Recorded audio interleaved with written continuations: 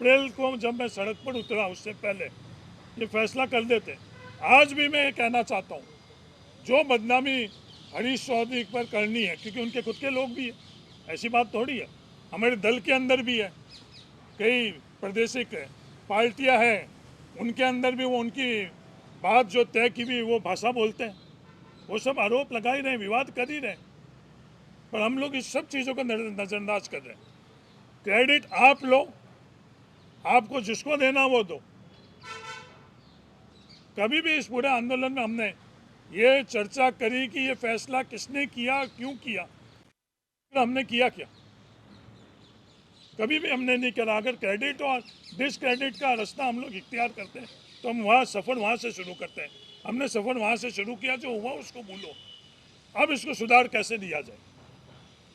Credit कोई भी ले, डिसक्रेडिट मेरे को दे दे, ये तमाम संघर्ष समिति को दे दे कि इनके कारण डिले हो रहा है, वो इनके कारण हो रहा है।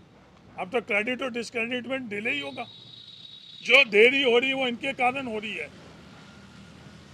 कोई व्यक्तिगत नाराजगी मेरे से है तो उसके कारण भी, मुझे तो नहीं लगता कि व्यक्तिगत नाराजगी होगी।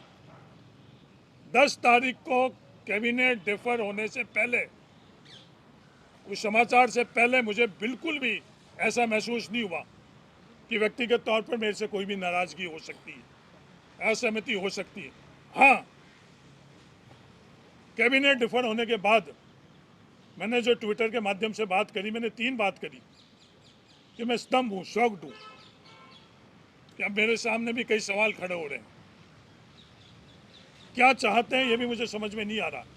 और ईमानदारी से मैं ओबीसी के साथियों को उस दिन मैंने कहा कि मैं आपके साथ हूँ, चाहे मुझे कुछ भी कीमत क्यों नहीं चुकानी पड़े, कि मैं राजनीति के अंदर पद प्राप्ति के लिए नहीं आया हूँ, मैं कुछ सिद्धांत के लिए आया हूँ। 55 से लेकर आज तक मैंने राजनीति इस मुद्दों पर करी, उस मुद्दों के कारण चाहे मुझे व्यक्तिगत नुकसान क्यों नहीं हुआ।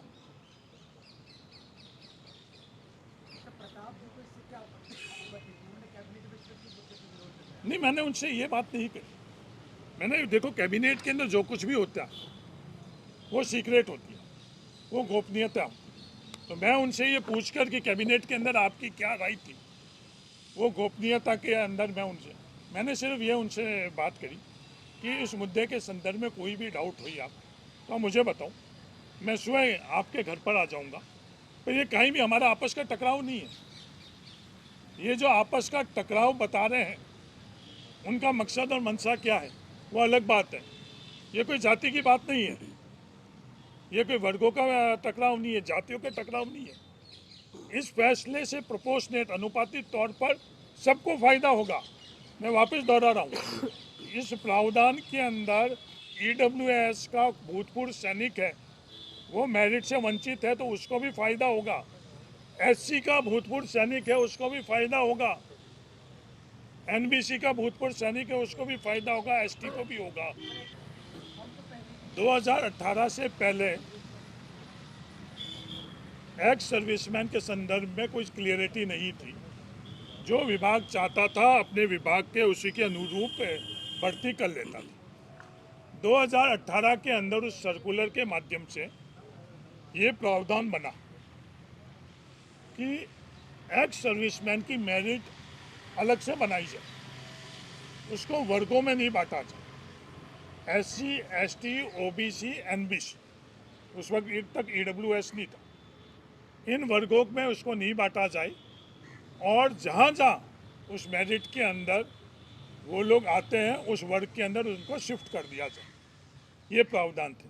क्या मैं समझा पाया हूँ आपको कि 2018 से पहले क्या व्यवस्था थी? 2018 को ये व्यवस्था हुई। हम लोगों की मांग ये है कि वुमेन रिजर्वेशन, जो महिला का आरक्षण है, वो वर्गों में प्रोपोर्शनेटली होता है। अगर महिला एससी है तो उसको एससी के अंदर उसी अनुपात में मिलेगा, महिला एसटी है तो उनको उसमें मिलेगा, महिला ओबीसी है उसमें मिलेगा, महिला एनबीसी है उसमें मिलेगा, और महिला ईडब्ल्यूएस तो उसको अनुपातिक तौर के ऊपर मिलेगा।